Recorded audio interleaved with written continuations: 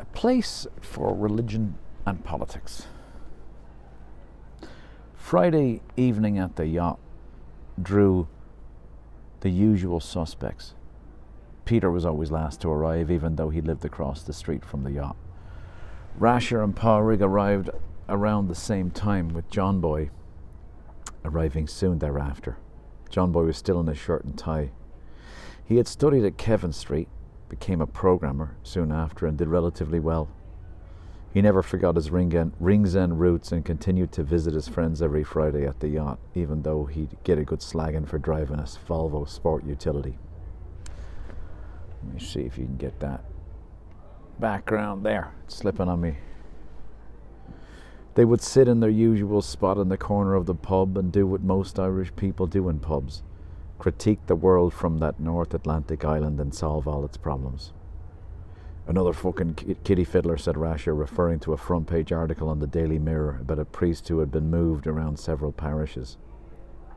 No wonder that building across the street's only filled with a handful of albums.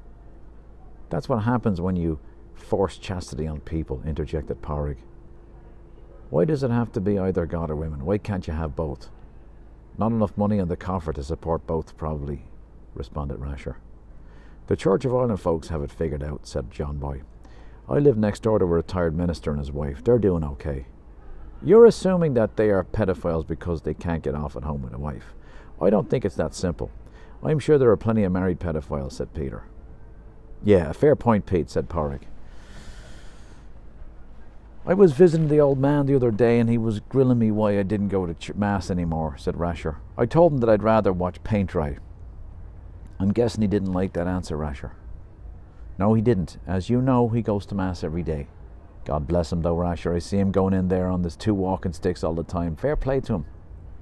I agree, Pádraig, and that's not me. But that's not me. I told him that I did believe in God, but that I could find him on the Strand. He says to me, there's no way you can find God on the Strand with that fucking incinerator. Did he say fucking Peter? No. Oh, okay, I was going to say. So, continued Rasher, he tells me that the priest across the way was talking to him outside Mass one day, and Father Jenkins points across the street to here and says, well, Michael, they can spend 45 minutes a week in here, but they can't spend they can spend 45 minutes a week here, but they can spend hours over there. And the old fella agrees with him, and I thought about that for a few days, and then on my next visit gave the old man the answer to that dilemma. I'm guessing he didn't like your answer. You are correct, John Boy, he did not like my answer.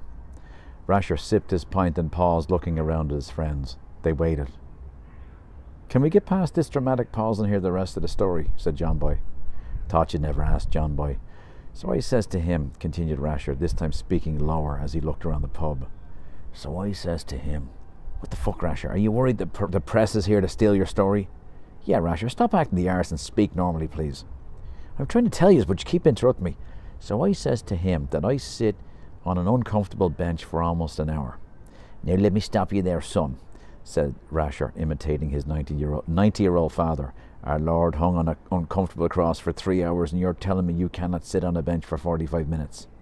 Which I don't get the comparison, said Rasher. So I tell him that I sit on a bench for almost an hour beside an old one, but nobody around my age. Let me stop you again, son. This is ageism. This is a thing your generation does. So I continue, trying to ignore the ageism comment. You're the only person I know who makes a short story long, Rasher, says John Boy. It's the details, John Boy. They're the best part. Go on, Rasher, says Pádraig. Thank you, Pádraig. Do you need to be somewhere else, John Boy? Said Rasher. No, sorry, continue, Rasher. I sit on the bench, Dad, then I stand up, kneel down, sit down, keep doing that while the fella up front on the mic is talking about stuff I've no clue about. I don't get to ask any questions, just listen to his opinion on the world. I'm bored, it's cold, I don't know anyone there, they don't know me.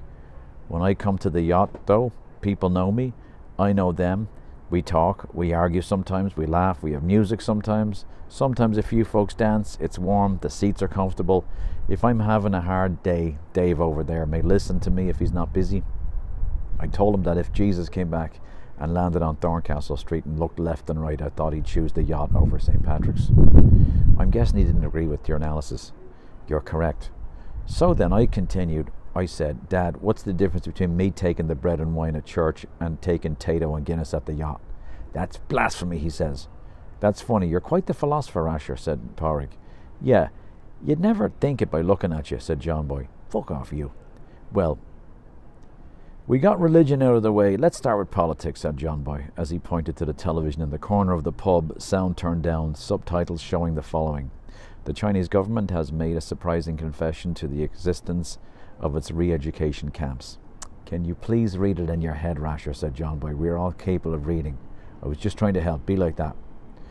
Which for over a decade has detained a large number of Uyghurs. About fucking time, said John Boy.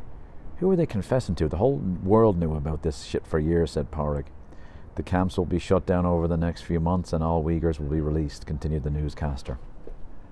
The next scene showed people cheering and dancing in Xinjiang region of China, Islamabad and other Muslim cities. They finally caved in to the pressure from the lefties, said Pete. Just a matter of time before the attacks start over there. Pete, those poor fucks haven't done anything in China. Yet, said Peter. John Boy looked at his friend. Peter saw the look and avoided it. This was a group of men who could talk about anything. But in recent years, there was one subject that nobody would argue with Peter over. Well, they had to shut those things down. It was killing China on a global scale. The sanctions from all those countries was crushing them, said Porrick. The United States, Britain, France, Saudi Arabia, Iraq. Here it comes now, Porrick, you're an oracle. Have announced that they will remove their sanctions against China as Chinese officials release evidence that the camps are shut down and people are returning home safely. Well, good for them. We're a nation not foreign to suppression, so I say we raise a glass to the, what do you call them again? The Uyghurs. To the Uyghurs. The Uyghurs. Peter resistantly raised his pint. And that's that. I wanted to do that from inside the pub here, but it's noisy. And I can't do all the voices. You can see the clouds. That light you're seeing is coming from the stadium. Lovely. More light is required, it tells me. No, I think it's fine. I enjoyed writing that chapter because the Rasher and his dad are personified parts of me as I look at some of my journey. So I just made them into two different characters. And there's two extremes, right? There was one extreme that I think I saw in my 20s where I was just out all the time in bars and just loving it, and to an unhealthy point, right? You can take it that far.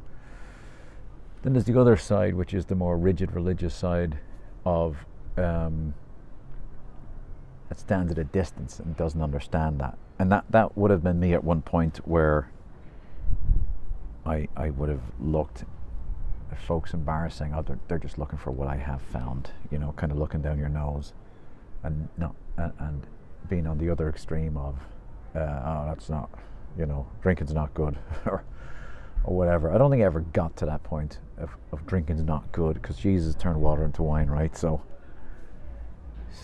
I paint the story of finding the sacred in parts of a pub. I think there is a sacredness inside of a pub atmosphere. I think there's a lot of unhealthiness too if it goes too far. So I think there's seeing that it doesn't have to be this civil war. There is a level of healthiness and fun. I don't know if maybe explaining it is ruining the story in a way. It's like, you know, when someone tries to scientifically explain a sunset, so just leave it. So, speaking of sunset, that's lovely.